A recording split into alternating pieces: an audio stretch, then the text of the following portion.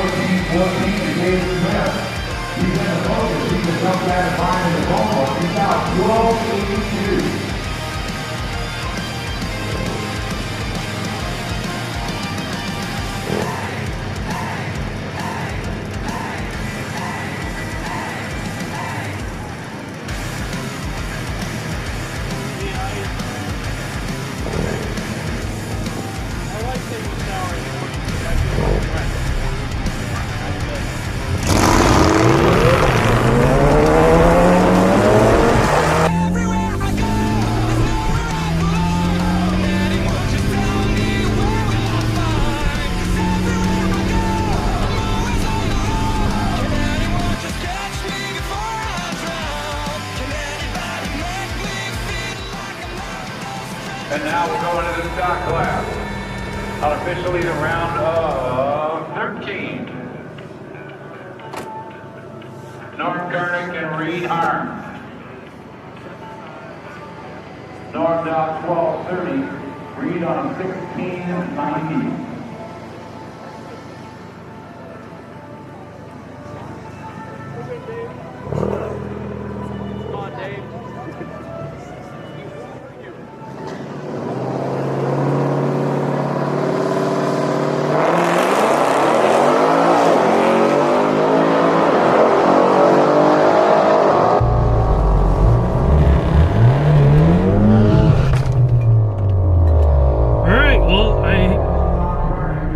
Turn off my electronic stability ESC, but I think I have traction control off, so this might be a little goofy this time around.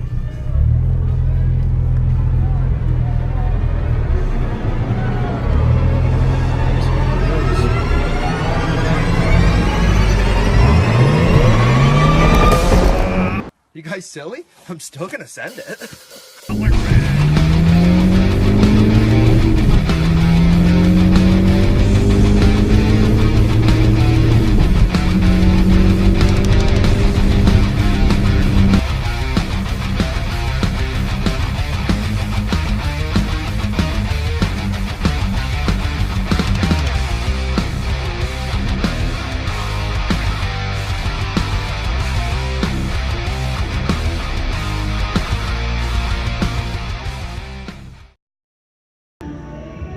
Alright guys, I don't want to be one of those guys. I hate having a selfie, looking at myself in the camera.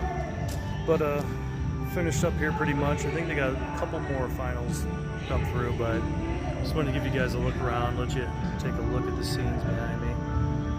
But yeah, had fun.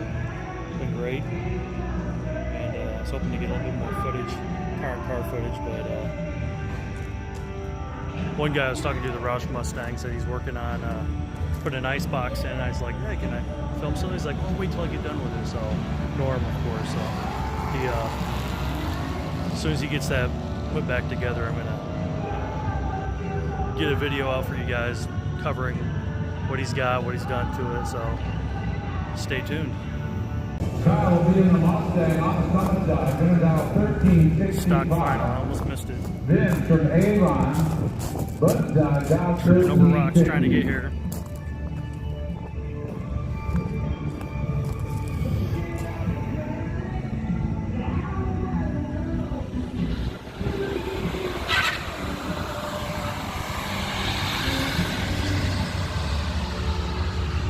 Here we go, man.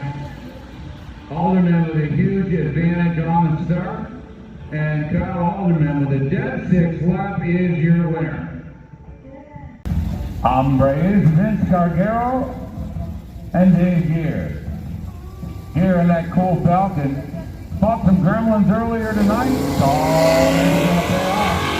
We saw 1285, Vince on 1350. the advantage going to Dave Gear. But the win line will turn on for Vince.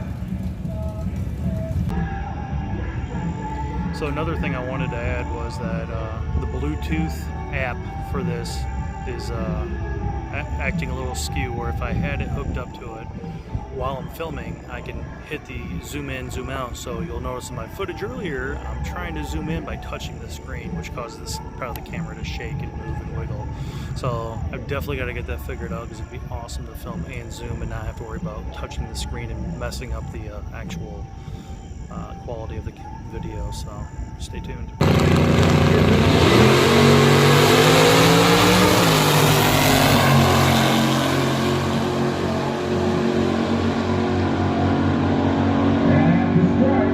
Going to be Matt Murphy, your winner. Dead 6. Congratulations, Matt.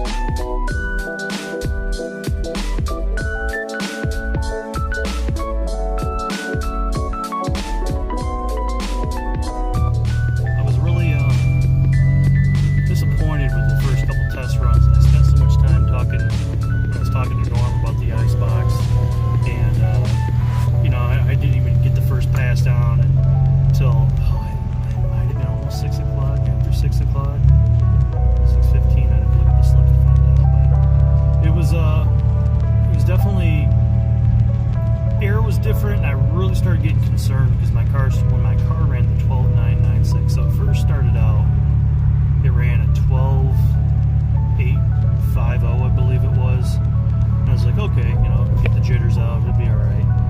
Then it ran a 12.90, and I was like, okay, usually the first run is a little quicker, but the second run, it's starting to warm up. I was like, okay, well, maybe, getting things figured out. And then the third run, it ran like a 12.99, and I was like, what is going on here? It's like, something doesn't seem right. I popped the hood, I was looking at it, had a couple people there, and I was like, man, I saw like a little wet spot. I'm like, what is that? Like, is that oil? Is something going on? So I started getting kind of concerned, freaking out.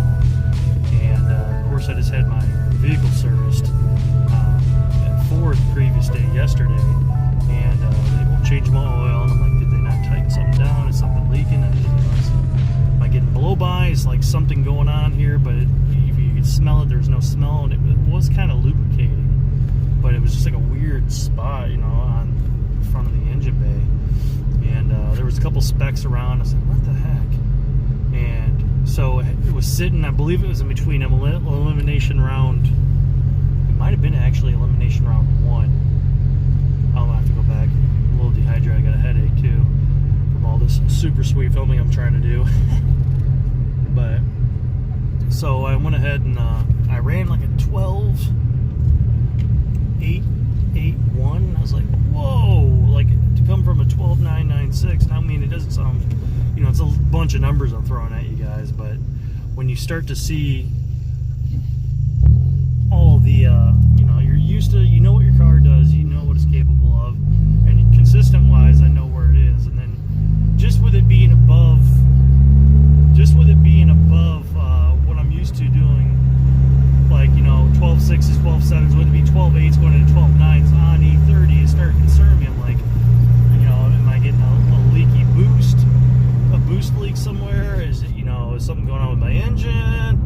And but then I got that 12.811. I was like, all right, it's a lot better. And then the final third elimination round, I just got as you'll hear in my footage, where it was just that my car wouldn't turn traction control off. It wouldn't go. It wouldn't turn traction control on. It wouldn't turn it off. I couldn't do the ESC, the electronic stability control. Like, I couldn't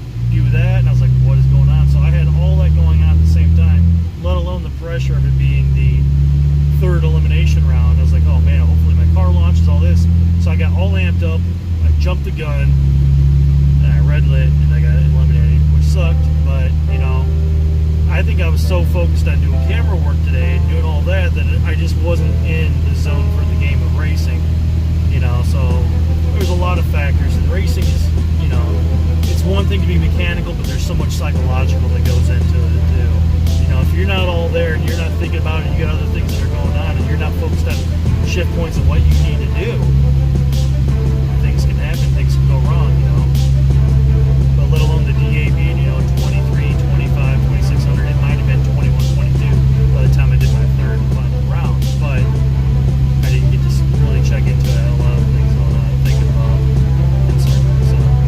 But, it was just my final conclusions on the race day, and, I hope you guys enjoyed it. I'm trying to improve and get better angles. I just wanted to actually be able to put the camera on the front of the car, and I just never got around to it. I just kept it on the rear so you'd have a good up-high view and see 360 degrees. But thanks for tuning in. Hopefully keep watching my content, subscribe, and hit that like button, and share with your friends. If you think anybody who's into racing or might be interested in this stuff, share this stuff with them. It'd be good. We really appreciate it. Until next time, thanks. You guys silly? I'm still gonna send it.